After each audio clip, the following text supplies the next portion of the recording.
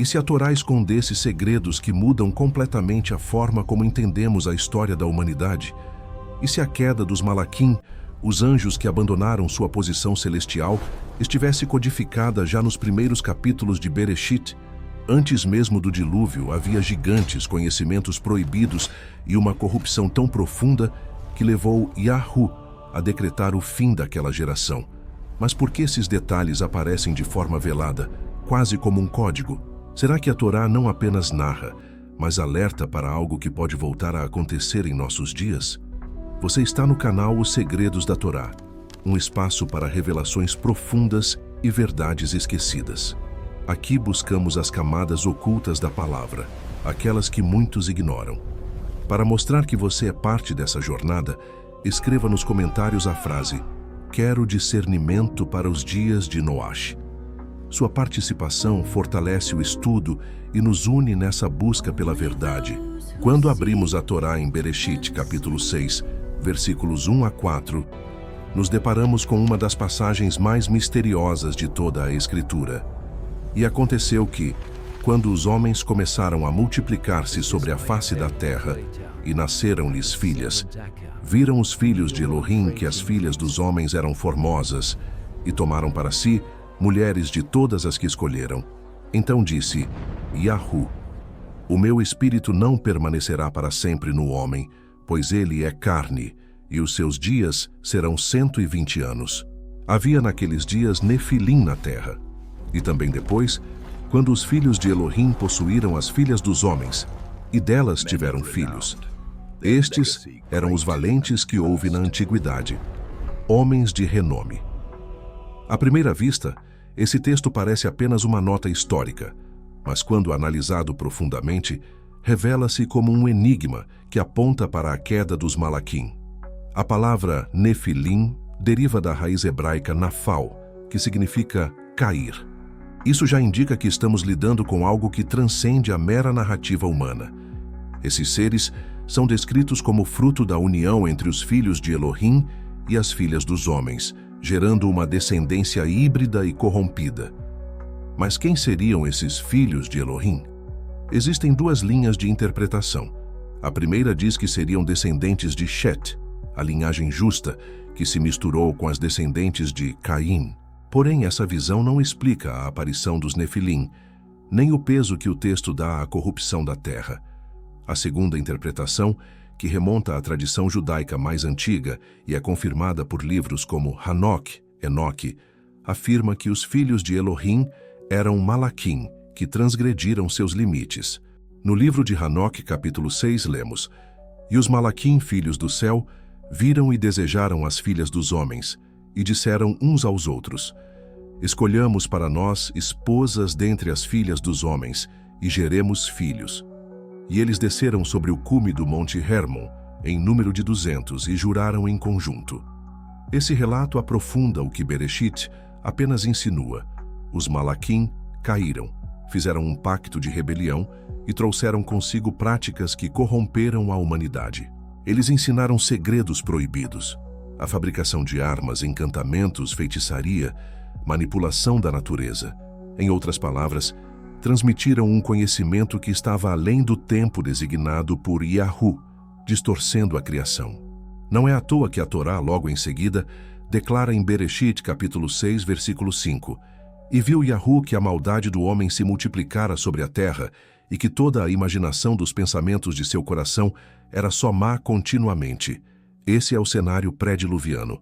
Uma terra corrompida não apenas pela violência humana, mas por uma invasão espiritual que deturpou a ordem estabelecida pelo Criador. Mas há algo ainda mais intrigante. No mesmo texto de Bereshit, capítulo 6, versículo 11, está escrito: "A terra, porém, estava corrompida diante de Elohim, e encheu-se a terra de violência." O termo corrompida, shachat em hebraico, não se refere apenas a pecado moral, mas a uma deterioração da própria criação. Isso sugere que os Nefilim representavam uma ameaça genética, espiritual e existencial. E por que isso é tão relevante? Porque o próprio Mashiach, em Matityahu, capítulo 24, versículo 37, disse: "Mas como foi nos dias de Noach, assim será também a vinda do Filho do Homem. Isso significa que o período pré-diluviano é mais do que história antiga. É um espelho profético para os dias finais. O que aconteceu antes pode acontecer novamente, em escala diferente, mas com a mesma essência de rebelião e corrupção.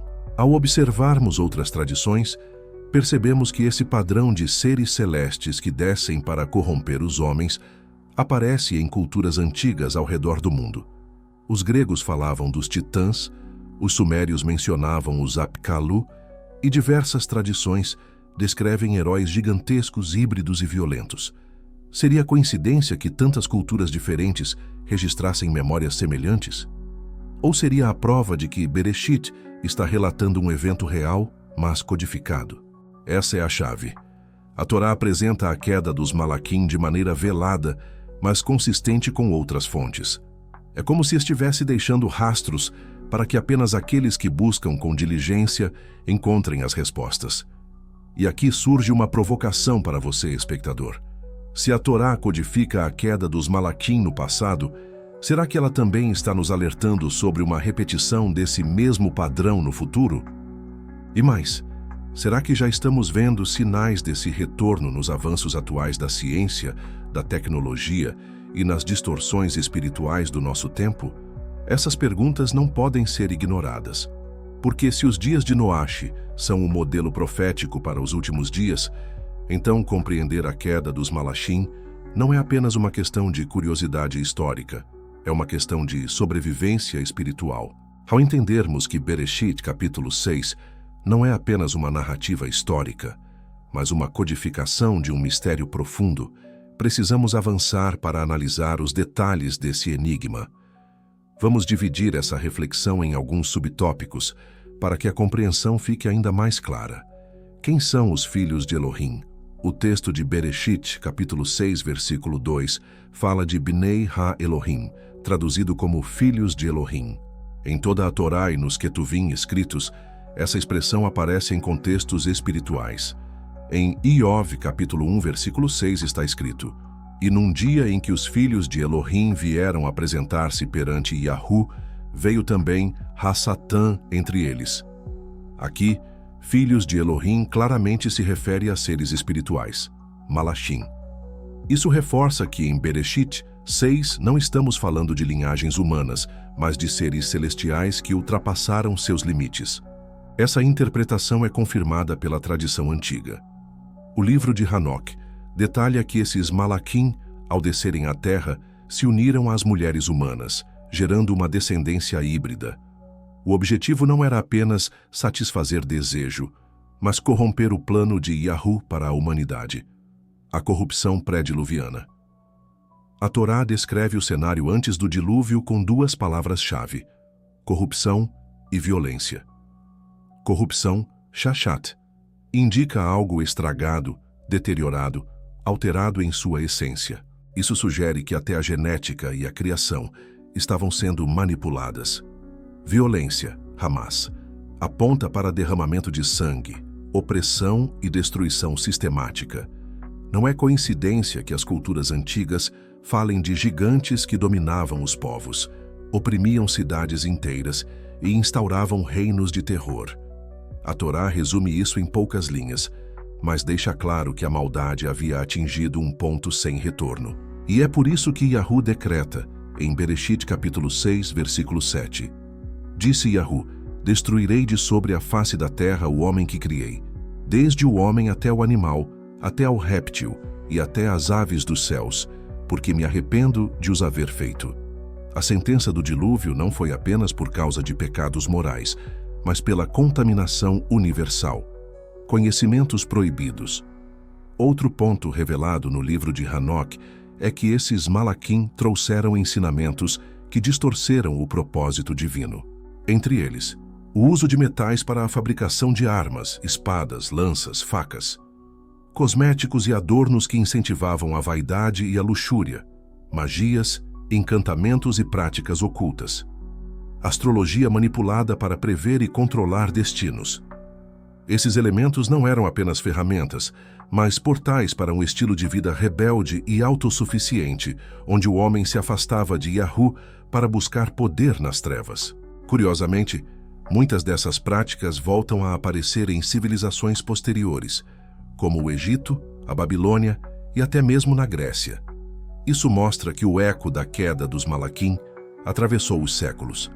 O impacto na humanidade. A união dos Malaquim com as mulheres humanas gerou os Nefilim, descritos como gigantes e homens de renome. Mas sua fama não era de bondade, e sim de poder e opressão. Eles dominaram povos, criaram sistemas de escravidão e instauraram governos de medo. O Sefer Hayashar, livro do justo, citado em Yehoshua capítulo 10, versículo 13, e em 2 Shmuel capítulo 1, versículo 18, também faz referência a esses acontecimentos, relatando que os gigantes consumiam recursos em excesso, devastavam a terra e até recorriam ao canibalismo. Esse é um detalhe importante. A presença dos Nefilim não era apenas simbólica, mas prática, com impacto direto na vida diária da humanidade. Eles representavam um colapso moral, espiritual e físico. A profecia de Yahushua. O Mashiach Yahushua faz uma conexão direta entre os dias de Noach e o fim dos tempos. Matityahu, capítulo 24, versículo 37. E como foi nos dias de Noach, assim será também a vinda do Filho do Homem. Isso nos leva a refletir. Será que os padrões pré-diluvianos estão retornando? Hoje vivemos em uma era onde fronteiras naturais estão sendo ultrapassadas. A ciência fala de manipulação genética, hibridização entre espécies e até clonagem humana. Tecnologias avançadas desafiam os limites do que é natural, e a busca por aperfeiçoar o homem ecoa a mesma rebeldia dos Malaquim. Um alerta para os últimos dias. Se a Torá codifica a queda dos Malaquim, não é apenas para que olhemos para trás, mas para que estejamos atentos ao futuro. A humanidade pré-diluviana foi surpreendida pelo juízo, mas Noach, por andar com Yahu, foi salvo. Bereshit, capítulo 6, versículo 9. Estas são as gerações de Noach. Noach era homem justo e perfeito em suas gerações. Noach andava com Elohim. A justiça e a intimidade de Noach com o Criador foram sua proteção em meio ao caos. Isso nos mostra que o segredo para sobreviver aos tempos finais não é conhecimento técnico ou força, mas relacionamento com Yahu e obediência à sua Torá. Pergunta para reflexão. Se os dias de Noach servem como modelo profético, e se já vemos sinais de manipulação genética, ocultismo e violência generalizada em nosso tempo, será que estamos vivendo a repetição desse mesmo ciclo? Essa é a questão que nos desafia. A Torá não registra a queda dos Malaquim apenas como memória, mas como advertência. O que aconteceu antes pode estar se repetindo diante dos nossos olhos. Até aqui já compreendemos que a Torá em Bereshit apresenta de forma codificada a queda dos Malaquim e seus efeitos na humanidade pré-diluviana. Mas o tema se aprofunda ainda mais quando observamos outras fontes, tradições paralelas e símbolos que ecoam esse mesmo mistério, paralelos com outras culturas antigas. O que chama a atenção é que a ideia de seres celestiais que descem à Terra, corrompem a humanidade e geram híbridos gigantes não está restrita à Torá. Mitologia grega fala dos titãs, filhos de deuses imortais, gigantes de força descomunal que desafiaram os céus. Textos mesopotâmicos mencionam os Apkalu, seres semidivinos que ensinaram artes proibidas aos homens. Egito Antigo registra faraós e reis como filhos dos deuses, muitos representados como seres híbridos, metade homem, metade animal. Tradições maias e astecas narram deuses que desceram do céu, ensinaram conhecimentos e foram associados a sacrifícios sangrentos. Essas histórias podem ser ecos distorcidos de um mesmo evento. A rebelião dos Malaquim, registrada em Bereshit. A Torá, ao contrário desses mitos, não romantiza nem exalta os Nefilim, mas os denuncia como agentes de corrupção. Os manuscritos do Mar Morto, Qumran. Entre os manuscritos encontrados em Qumran, datados de cerca de 200 a.C., há textos que expandem a narrativa de Bereshit 6. Um deles é conhecido como Livro dos Gigantes, que detalha a descendência dos Nefilim. Nesse texto, Os gigantes têm sonhos proféticos em que veem sua destruição se aproximando. Eles consultam Hanok, que os adverte que o juízo de Yahu seria inevitável. Isso confirma que a tradição judaica antiga não interpretava filhos de Elohim como homens comuns, mas como Malaquim que caíram. Esses documentos, preservados por séculos, reforçam a leitura de que Bereshit contém uma revelação codificada que só pode ser compreendida quando analisada em conjunto com essas tradições. O simbolismo oculto em Bereshit. A Torá não desperdiça palavras. Cada detalhe possui um significado oculto. Observe que em Bereshit, capítulo 6, versículo 4, é dito: havia naqueles dias Nefilim na terra, e também depois. Essa expressão, e também depois, sugere que mesmo após o dilúvio, a presença dos Nefilim de alguma forma continuou. E de fato, ao entrarmos na narrativa de Yehoshua, encontramos gigantes em Canaã, como Og, rei de Baxã, descrito em Devarim capítulo 3, versículo 11. Porque só Og, rei de Baxã, restou dos restantes dos Refaíns. Eis que o seu leito era de ferro. Porventura não está em Rabat dos filhos de Amon? 9 côvados era o seu comprimento, e 4 côvados a sua largura, pelo côvado de um homem. Isso demonstra que a corrupção pré-diluviana teve ecos posteriores, como se uma semente da rebelião tivesse sobrevivido. Esse detalhe é essencial para compreendermos que o padrão não ficou restrito ao passado, mas atravessou gerações. A relação com a guerra espiritual.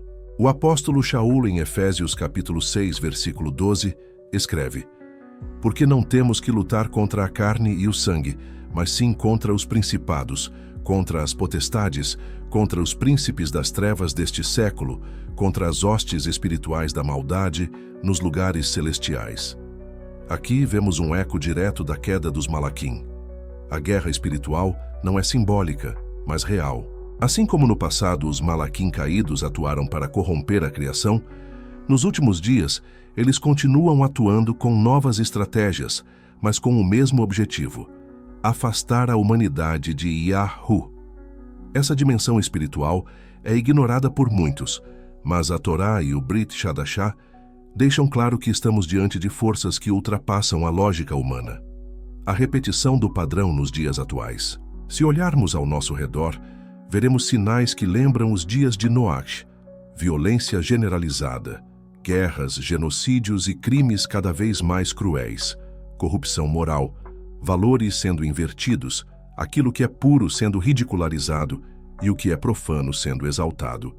Manipulação genética, pesquisas de transgênicos, clonagem e experiências de hibridização. Busca por conhecimento oculto. O crescimento de práticas esotéricas, feitiçarias modernas e culto a entidades espirituais. Tudo isso ecoa a narrativa de Bereshit 6, como se estivéssemos assistindo a uma repetição em escala global. Por que a Torá registraria esse mistério? Para advertir. O relato da queda dos Malaquim é um aviso de que a humanidade não pode brincar com limites espirituais. Sempre que o homem tenta ultrapassar barreiras estabelecidas por Yahu, as consequências são devastadoras. Assim como a geração pré-diluviana não acreditou na pregação de Noate, muitos hoje também zombam dessas revelações. Mas a palavra do Mashiach permanece firme. Como foi nos dias de Noar, assim será. Esse tema não é apenas histórico ou teológico. Ele impacta diretamente nossa vida espiritual. Precisamos nos perguntar: em que medida estamos sendo influenciados pelas forças espirituais que atuam no mundo hoje? Será que estamos atentos ou estamos repetindo os erros da geração de Noach? A resposta não está em temer, mas em buscar santidade. Assim como Noach andou com Elohim, somos chamados a andar em intimidade com Yahu, rejeitando as corrupções modernas e nos preparando para os dias finais. Chegamos ao ponto crucial da nossa reflexão. Depois de analisarmos as pistas de Bereshit, as tradições antigas, os paralelos culturais e a advertência profética, precisamos agora unir todas as peças desse enigma e compreender o impacto disso na nossa vida. O que descobrimos até aqui? Primeiro, Bereshit capítulo 6, versículos 1 a 4, apresenta a união entre os Benei Ha-Elohim e as filhas dos homens, gerando os Nefilim. Segundo, essa passagem, embora breve, é uma codificação de um mistério profundo, a queda dos Malaquim. Terceiro, o livro de Hanok e os manuscritos de Qumran confirmam que esses filhos de Elohim eram seres celestiais que transgrediram, trazendo corrupção para a humanidade. Quarto, o resultado foi uma terra corrompida, cheia de violência, levando Yahu a decretar o dilúvio. Quinto, o Mashiach Yahushua advertiu que os últimos dias seriam como os dias de Noach, Matityahu 24:37. Portanto, não estamos diante apenas de um registro histórico, mas de um código profético que aponta para o fim dos tempos, respondendo às perguntas levantadas. Durante nossa jornada, fizemos várias perguntas. Agora vamos respondê-las. A Torá codifica a queda dos Malaquim? Sim. Em Bereshit 6, o relato é breve, mas serve como chave que, quando cruzada com outras fontes, revela a rebelião espiritual pré-diluviana. Por que a Torá apresenta isso de forma velada? Porque a Escritura opera em níveis. O Peshat, simples, mostra a história, mas o Sod, secreto, revela o mistério. Somente aqueles que buscam emuná profunda e diligência conseguem enxergar. Esses eventos têm relevância para hoje? Sim. O próprio Mashiach declarou que os dias finais repetiriam os padrões de Noach. Isso significa que a humanidade voltará a ultrapassar limites espirituais e naturais. A aplicação prática. Esse tema pode parecer distante, mas ele fala diretamente da nossa realidade. Pense comigo, quando a ciência manipula DNA e cria híbridos de laboratório, não estamos ecoando a corrupção genética dos dias de Noach? Quando vemos a normalização da violência, não estamos repetindo o cenário em que a terra encheu-se de violência? Bereshit 6:11. Quando a sociedade busca conhecimentos ocultos e práticas espirituais alternativas, não estamos revivendo os ensinos proibidos trazidos pelos Malaquim caídos? A geração de Noach ignorou os sinais e foi surpreendida pelo juízo. Mas Noach, por andar com Elohim, encontrou graça. Isso é um chamado para que cada um de nós viva em santidade e vigilância. O impacto emocional. O que sentimos ao olhar para esse tema? Medo, inquietação, curiosidade? É natural. A ideia de que Malaquim caídos corromperam a humanidade antes do dilúvio é perturbadora. Mas a Torá não nos revela isso para gerar desespero, e sim para despertar a consciência. Assim como Noach foi instruído a construir a arca muito antes das águas começarem a cair, nós também somos chamados a preparar nossa arca espiritual, uma vida de obediência, pureza e intimidade com Yahu, a esperança em meio ao caos. É importante lembrar que, em meio à corrupção, Yahu sempre preserva um remanescente. Noach foi esse remanescente no passado. E hoje, cada pessoa que escolhe andar em fidelidade à Torá e seguir Yahushua como Mashiach, se torna parte do remanescente dos últimos dias.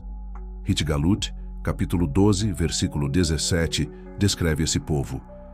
E o dragão irou-se contra a mulher, e foi fazer guerra ao remanescente da sua descendência, os que guardam os mandamentos de Elohim e têm o testemunho de Yahushua. Esse é o nosso chamado. Não apenas conhecer os mistérios ocultos, mas viver de acordo com eles, resistindo às influências corruptas que tentam moldar o mundo moderno. Reflexão final. Pergunte a si mesmo, se estamos realmente vivendo dias semelhantes aos de Noach, o que estou fazendo para me preparar? Estou distraído como a geração que zombava de Noach, ou estou construindo minha arca de fé, fortalecendo minha casa na palavra de Yahu? Esse é o desafio. A Torá codifica a queda dos Malaquim para que você entenda que a luta é real, o tempo é curto e a decisão é urgente. Ao longo desta jornada, vimos que a Torá, em poucas linhas de Bereshit, guarda um código que revela muito mais do que aparenta. A queda dos Malaquim não é apenas uma lembrança do passado, mas um alerta vivo para os nossos dias. A corrupção pré-diluviana, os Nefilim e a violência que encheram a terra não foram apenas fatos isolados. Foram sinais de um padrão que pode se repetir. O Mashiach Yahushua nos advertiu em Matityahu, capítulo 24, versículo 37. E como foi nos dias de Noate, assim será também a vinda do Filho do Homem. Essas palavras ecoam como uma trombeta, chamando nossa atenção. Assim como Noate encontrou graça por andar com Elohim, também somos chamados a viver em obediência e intimidade com Yahu. Não basta conhecer o mistério, é preciso aplicá-lo à vida. O impacto desse tema vai além da curiosidade teológica. Ele nos leva a refletir sobre nossas escolhas diárias. Estou atento aos sinais dos tempos? Estou guardando meu coração contra a corrupção deste mundo? Estou edificando minha arca espiritual, vivendo pela Torá e no testemunho de Yahushua? A geração de Noate não acreditou, zombou e foi surpreendida pelo juízo. Hoje, muitos ainda zombam, mas a Torá nos mostra que Yahu sempre preserva um remanescente fiel, e você pode escolher ser parte desse remanescente. Portanto, não tema as trevas que avançam, mas firme-se na luz de Yahu. Lembre-se, se os dias de Noache são o modelo do fim, então a fidelidade de Noache também é o modelo da vitória. Assim como a arca foi refúgio em meio ao dilúvio, a presença de Yahu será seu refúgio em meio às tempestades finais. Caminhe em santidade, viva em fidelidade e mantenha seus olhos no Mashiach.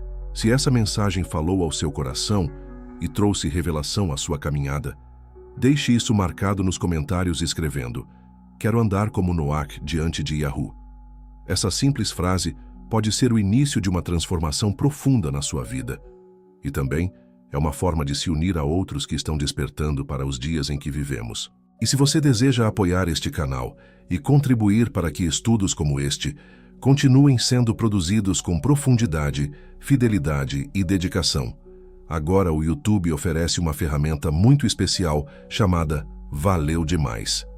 Ao clicar no botão Valeu Demais, logo abaixo do vídeo, você pode fazer uma contribuição única, como forma de gratidão e apoio à nossa missão. É rápido, seguro e cada apoio nos ajuda a alcançar ainda mais vidas com a verdade das Escrituras. Lembre-se, apoiar um canal que ensina a Torá com profundidade também é uma forma de andar como Noach, plantando justiça num mundo corrompido. Compartilhe este vídeo com alguém que precisa despertar. Salve nos seus favoritos para estudar depois. E claro, inscreva-se em Os Segredos da Torá para continuar recebendo revelações que muitos nunca ouviram. O tempo é curto, mas a verdade é eterna.